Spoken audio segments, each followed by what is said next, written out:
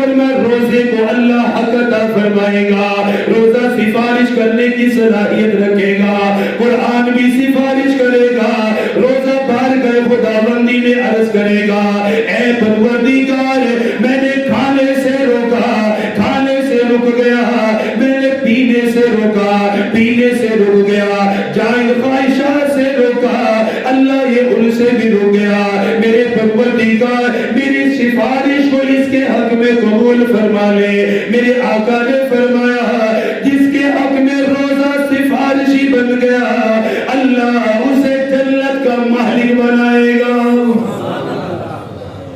قرآن اور روزہ دونوں سفارشی ہیں۔ اچھا یہ روزہ انسان کو کہاں پہنچاتا ہے؟ آخری واقعہ آپ سنیں، حضرت طلحہ بن عبید اللہ، کیا نام ہے؟ حضرت طلحہ بن عبید اللہ رضی اللہ تعالیٰ عنہ فرماتے ہیں کہ ایک ہی قبیلے کے دو بندے اکٹھے مسلمان ہوئے، ایک ہی قبیلے کے دو بندے اکٹھے مسلمان ہوئے اور وہ مسلمان بھی بارگاہ رسالت میں حاضر ہونے کے بعد ہوئے۔ کیا ان کا نصیب ہے یار، کیا ان کی شان ہے، جس نبی پر ایمان لانا ہے اس نبی کے پاس بیٹھ کر اس پر ایمان لانا ہے، جس پیغمبر پر ایمان لانا ہے اس پیغمبر کی مجلس میں بیٹھ کر، صرف بیٹھ کر نہیں، اس پیغمبر کی زیارت کر کر یہ کہنا ہے آقا میں مانتا ہوں آپ اللہ کے نبی اور اس کے رسول ہیں۔ کیا شان تھی ان لوگوں کی، دو آگے فرمایا اللہ کے نبی نے دونوں کو کلمہ پڑھایا، مسلمان ہو گئے، مسلمان ہوئے ایک ساتھ اکٹھے۔ ان میں سے ایک فرمایا کہ عبادت کے اندر بہت زیادہ تھا، بڑی ہمت والا تھا، بڑی نمازیں نوافل صدقات خیرات بہت عبادت کرنے والا، اس کے ساتھ ساتھ وہ جہاد کا شوق بھی رکھتا تھا۔ آقا نے ایک جہاد میں اسے بھیجا، اس جہاد میں وہ شریک ہوا اور وہ شہید ہو گیا، وہ شہید ہو گیا۔ اس کے ساتھ جو دوسرا مسلمان جو کٹھے مسلمان ہوئے تھے اس کا انتقال ایک سال کے بعد ہوا، ایک سال بعد اس نے انتقال کیا اپنے گھر میں۔ یہ دوسرا پہلے سے عبادت میں اس لحاظ سے کم تھا کہ پہلے کے اندر ہمت بہت زیادہ تھی اور وہ بہت عبادت کا شوق رکھتا تھا، پھر وہ شہید بھی ہوا۔ بعد والا ایک سال بعد فوت ہوا، شہید بھی نہیں ہے۔ اب دے سنیے حضرت طلحہ بن عبید اللہ رضی اللہ تعالیٰ نے فرماتے ہیں ایک رات میں سویا ہوا تھا، ان دونوں مسلمانوں کو میں نے خواب کے اندر دیکھا۔ اور یہ بات یاد رکھو، آپ کہیں گے تو خواب کی بات ہے، خواب جو اللہ کے نبی کے سامنے ذکر ہو جائے اور میرے آقا اس پر کوئی فرمان صادر کر دیں پھر وہ خواب خواب نہیں رہتا، اللہ کے نبی کا فرمان بن جاتا ہے۔ یہ صرف خواب نہیں تھا کہ اللہ کے نبی کا حکم بھی آئے گا۔ اب حضرت طلحہ بن عبید اللہ نے خواب کیا دیکھا؟ فرمانے لگے ایک رات میں سویا ہوا، میں نے اپنے آپ کو جنت کے قریب پایا ہوں، میں یہ دیکھا میں جنت کے دروازے کے قریب کھڑا ہوا ہوں اور وہ دونوں مسلمان جو ایک ہی مجلس میں مسلمان ہوئے، آقا کے ہاتھ میں جنہوں نے اسلام قبول کیا ان میں سے ایک سال پہلے شہید ہو چکا تھا، عبادت میں بھی زیادہ ریاضات میں بھی زیادہ، اور دوسرا وہ مسلمان جو ایک سال بعد فوت ہوا، فرماتے ہیں ہم تینوں جنت کے قریب، جنت کے دروازے کے قریب کھڑے ہوئے ہیں، اندر سے ایک دربان آیا، اندر سے ایک فرشتہ باہر آیا، باہر آنے کے بعد اس نے سب سے پہلے جس کا انتقال ایک سال بعد ہوا اسے جنت میں داخل ہونے کا کہا، جنت میں داخل ہونے کا حکم مل گیا، بڑے احترام کے ساتھ اسے وہ جنت کے اندر لے کے چلا گیا، اسے جنت میں داخل کر دیا گیا۔ حضرت طلحہ بن عبید اللہ یہ خواب دیکھنے والے فرماتے ہیں میں بڑا حیران ہوا، یہ عبادت میں بھی پہلے سے کم ہے اور پہلا مسلمان تو شہید ہوا ہے، اس کی عبادات بھی زیادہ ریاضات میں بھی وہ زیادہ ہے، ابھی اسے جنت میں جانے کا حکم کیوں نہیں ملا؟ 1 سال بعد والے کو جو شہید بھی نہیں ہوا اسے جنت میں پہلے داخل کر لیا گیا۔ فرماتے ابھی میں سوچ ہی رہا تھا، ایک اور فرشتہ جنت سے باہر نکلا، اس نے اس شہید کو بھی اشارہ کیا، آپ بھی جنت کے اندر داخل ہو جائیے، جنت کے اندر چلے جائیے۔ حضرت طلحہ بن عبید اللہ فرماتے ہیں یہ دونوں جنت کے اندر چلے گئے، میں دروازے کے قریب کھڑا ہی رہ گیا۔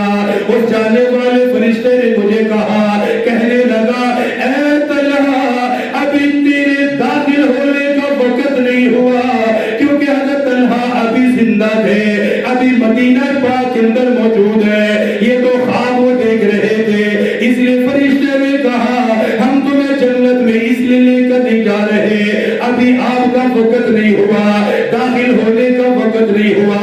فرماتے میری آنکھ کھلی، میں نے صحابہ کے سامنے یہ خواب ذکر کیا، صحابہ کے اندر چرچا ہونے لگا، صحابہ کہنے لگے اے طلحہ عجیب تو نے خواب دیکھا، شہید کو بعد میں جنت میں داخل ہونے کی اجازت کیوں ملی؟ اس کی وجہ سے سب حیران ہوئے، سب پریشان ہوئے، پورے مدینے میں یہ خواب پھیل گیا، ہر مسلمان کی زبان پہ آنے لگا۔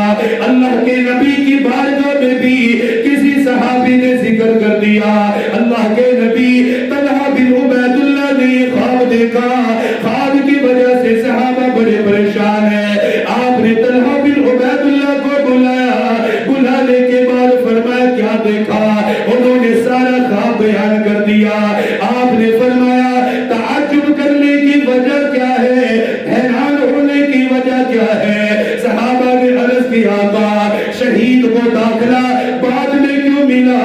وہ شہید عبادت میں بھی بڑا اعلیٰ تھا، ریاضات میں بھی بڑا اعلیٰ تھا، پھر اللہ کے راستے میں شہید بھی ہوا۔ وہ مسلمان بھائی جو 1 سال بعد فوت ہوا وہ شہید بھی نہیں ہوا تھا، وہ جنت میں پہلے داخل ہو گیا۔ اس لیے ہمارے ذہنوں کے اندر یہ سوال پیدا ہوا ایسا کیوں ہوا ہے؟ اللہ کے نبی نے جواب ارشاد فرمایا، فرمایا میرے صحابہ کیا تم نے نہیں دیکھا، کیا تم نے نہیں دیکھا جس کا انتقال 1 سال بعد ہوا اسے نماز پڑھنے کا موقع زیادہ مل گیا؟ اب وجہ سمجھے کیا ہے؟ فرمایا تم نے نہیں دیکھا جس کا انتقال 1 سال بعد ہوا ہے اس کی نمازوں کی تعداد زیادہ ہے کہ نہیں ہے؟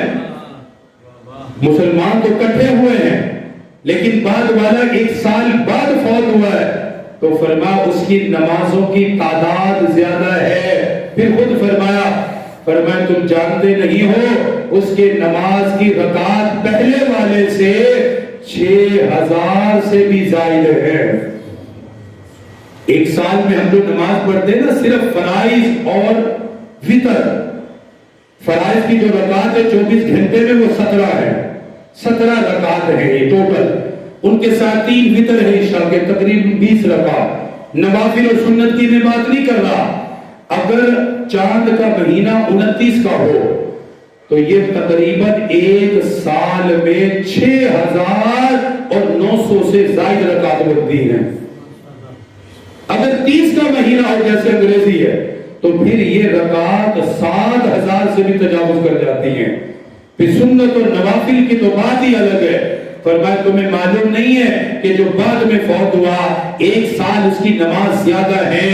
ہمیں آج تک یہ سمجھ ہی نہیں آئی کہ نماز کے قیام کا اجر کتنا ہے، نماز کے رکوع کا اجر کتنا ہے، نماز کے سجدوں کا اجر کتنا ہے، نماز کی تسبیحات کا اجر کتنا ہے۔ میرے آقا نے آگے بڑھنے کی پہلی وجہ نماز ذکر فرمائی، اگلی وجہ ساتھ ہی فرمایا تمہیں معلوم نہیں ہے یہ بعد والے نے 1 سال میں رمضان کے روزے بھی زیادہ رکھے ہیں، اس کو رمضان کا مہینہ بھی ملا ہے سال کے اندر۔ جی آقا وہ تو ملا ہے فرمایا پھر تمہیں پتا ہے کہ رمضان کی برکات کیا ہے، رمضان کی خیریں کیا ہے؟ اگر پہلے والے 6 روزے 6 رمضان گزارے ہیں، اس نے 7 گزارے ہیں، فرمایا رمضان کے روزوں نے اسے اپنے بھائی شہید سے بھی آگے نکال دیا ہے۔ یہ وہ دن ہے کہ جن میں ہم آگے بڑھنے کے بجائے پیچھے کو آ رہے ہیں۔ میں افسوس سے بات، آگے بڑھنے کے بجائے پیچھے کو آ رہے ہیں۔ ایک مسئلہ آخری سن لیں، کچھ ساتھیوں نے مجھے کہا تھا نماز جماعت کے ساتھ ادا کرنے کا مسئلہ۔ بھئی نماز جماعت کے ساتھ ادا کرنا واجب ہے، جو نماز جماعت کے ساتھ ادا نہیں کرتا، آقا کی اتنی وعید کافی ہے، اتنی ناراضگی، فرمایا میرا دل چاہتا ہے میں مصلی پہ کسی اور کو کھڑا کروں جو اپنے گھروں میں نماز پڑھتے ہیں، میں لکڑیاں جمع کر کے ان کے گھروں کو آگ لگا دوں۔ اس سے بڑی تو میں کوئی اور حدیث نہیں سنا سکتا۔ پھر اس سے آگے آپ نے فرمایا مسجد کے پڑوسی کی نماز فرض، فرمایا مسجد کے بغیر ہوتی ہی نہیں ہے۔ آپ نے سیدھے سے اس نماز کا ہی انکار فرمایا، اگرچہ فقہاء نے لکھا ہے کہ ذمے سے فرض تو اتر جاتا ہے، لیکن جماعت اور مسجد کی برکات سے انسان معروف رہ جاتا ہے۔